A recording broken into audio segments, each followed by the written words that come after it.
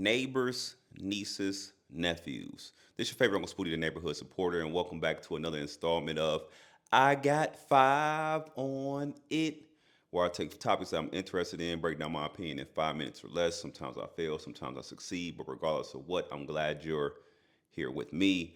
Make sure you take your shoes off at the door and like, share, and subscribe. Appreciate you last time, appreciate you today. I will appreciate you again. Go ahead and do what you need to do. You know what I mean? Send this to a friend, uncle, father, son, brother, mother, sister, cousin, auntie, all that good shit. All right. Drake album has been circulating.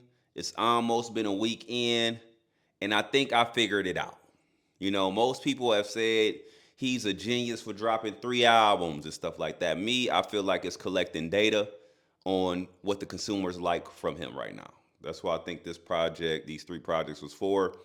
And also, what I think these projects were for was to give everybody some crumbs. He gave people enough crumbs on this album. So I want to say these 3 projects are successful. Do I think they're good, great projects? No. Do I think he were trying to make a great full body of work? No. I feel like he was trying to test the market, see what sounds and so what type of what type of songs y'all like right now from him.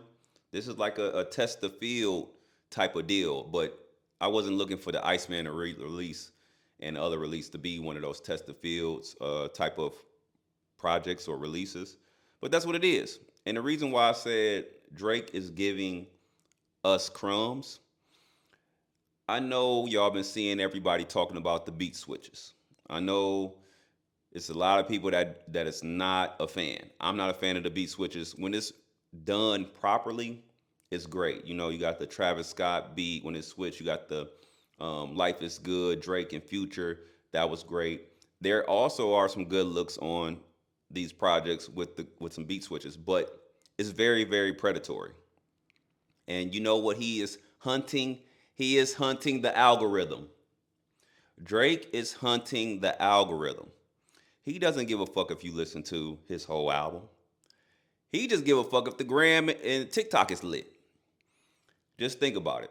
All you need is a good 15 to 30 seconds of a song to go crazy on TikTok, go crazy on Instagram, go crazy on social media. You don't need a lot. And a lot of times with these beat switches, it's providing you just enough of a vibe so you can post in those reels. Enough words, enough quotables or whatever to post on these TikToks. So Drake is giving us crumbs, but he knows that people can't stop from social media. So regardless of what, you're going to use the songs, regardless if you like them or not. You're more than likely still going to utilize the songs on your Instagram. I even thought about it, like Shebang. Do I like that song? No, but the part that people are playing, where it gas me up, where does it go? My head. I already knew that was gonna go crazy on TikTok and Instagram or wherever the case may be. Is the beat is pretty cool. The lyrics is pretty simple for everybody to get the concept. Females about to be using that shit left and right. You know what I mean? So he is giving us crumbs, and the consumers are eating it up. You know what I'm saying? Like, uh, would I say these projects are mid? Yes, they are mid. I'm sticking by that wholeheartedly. These are not good full bodies of work. Each project, I can't name at least half of the. If I can't give you half of the album, like if half of your album is not good, it is mid. It might be below mid. Mid is just the way to saying you. I don't feel like you put your extreme effort and energy into this project. But I'm not. I'm probably not gonna give it a rating. I think I gave it a 2.5 last time. I'm gonna stick by that too. 2.5. Fuck it. You know what I'm saying? But there are, like I said, there are songs that are gonna go over well, especially on Instagram and TikTok, even in the club. Because guess what? You don't need a full song for the club no more. DJs are so crafty nowadays. They'll put that one part in there and loop it. You know what I mean? All they need is 15, 30 seconds too for a DJ to use. But to me personally, to listen to these songs from top to bottom, they're not constructed properly to me. Still, do I think they will go over well? Yes. Do I feel like they will get a lot of traction due to social media? Yes. Do I feel like people love all these songs from front to back? No. No. The beats switching will have you nod your head like this, and then he'll switch it up, start talking, and you'll be like waiting for what's next. Like it's a skit or something, like an interlude or something like that. Like sometimes these beat switches are just a little too crazy, bro. And I'm not a fan, like I said. Now it's like, what's next for Drake? We know he's going to drop another project. Who knows? Lord knows when. Hopefully, he gets what he was searching for out of these, whatever deal or he's trying to work out. Hopefully, he doesn't have to fulfill too many albums or too many projects. I feel like that's why we're in this situation we're in now. He signed that big Universal contract, and he just had to keep being a music machine. You know what I mean? I'm still waiting on my concise, well put together body of work from top to bottom from Drake. I know most of his fans are satisfied from these three projects.